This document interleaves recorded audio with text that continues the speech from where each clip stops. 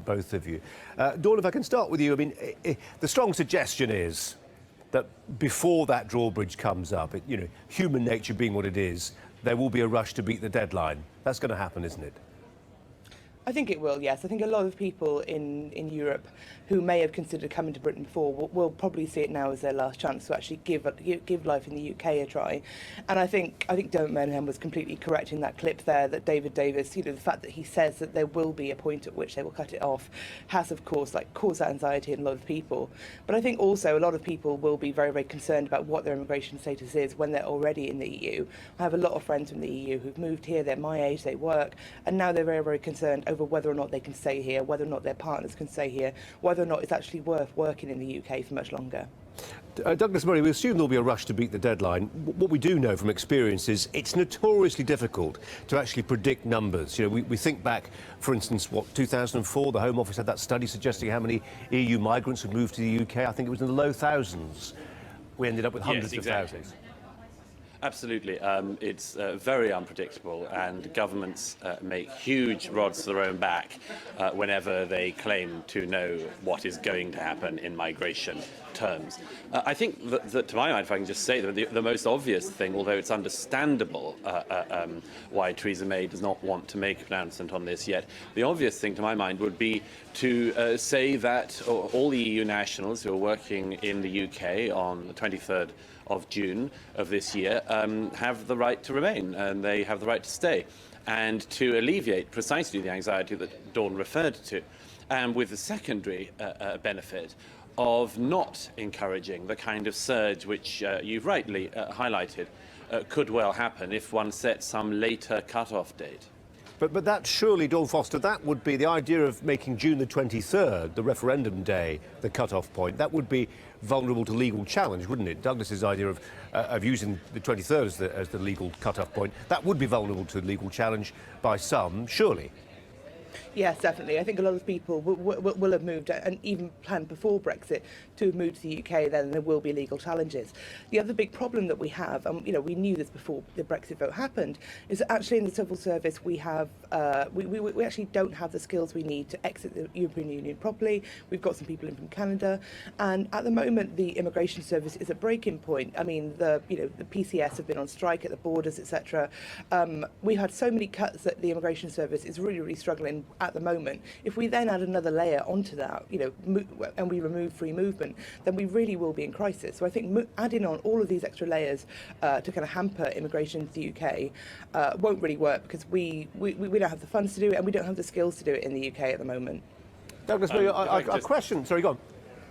Well, firstly, absolutely everything is open to legal challenge. There are people who are saying that if you did the cut-off date of June the 23rd, then there would be people who would plan to come the week after. Of course, that's going to be the case whenever you set the cut-off date, and let's accept it, in our highly legalistic society, absolutely everything is subject to potential legal challenge. So one can't really allow that to decide when such a policy should be implemented or backdated to.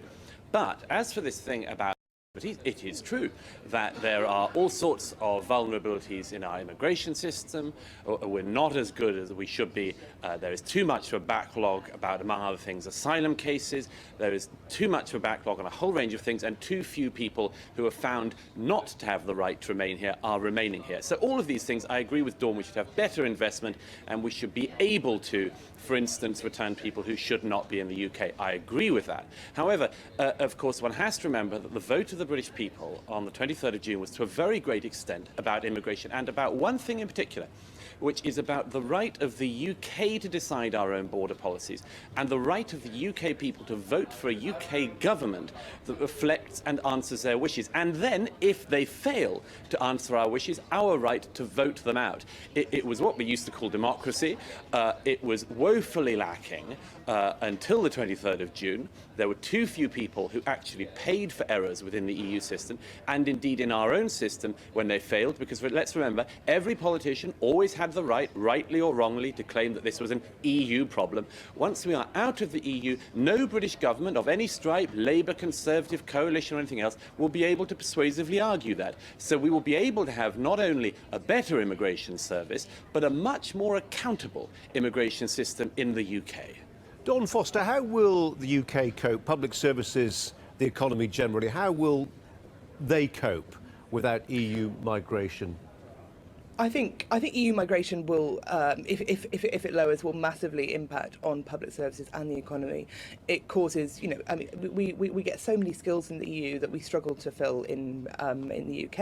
A lot of my friends are doctors, they're my age, just under 30, and they have loads and loads and loads of EU migrants in their hospitals, keeping them running, etc. But also, as well, I think that as soon as we cut down EU migration, and actually, if we end up leaving the single market, then our economy will suffer massively. Our public services are already at break-in point. They've been drastically cut, and now on top of this we have this huge legislative bureaucratic nightmare of trying to exit the EU put on top of everything else. So I think it will really struggle. And also I think we will get to a point where Theresa May has said that she would like to remain in the single market, and Hollande and other people in the EU have said that there will be no entry into the single market without free movement.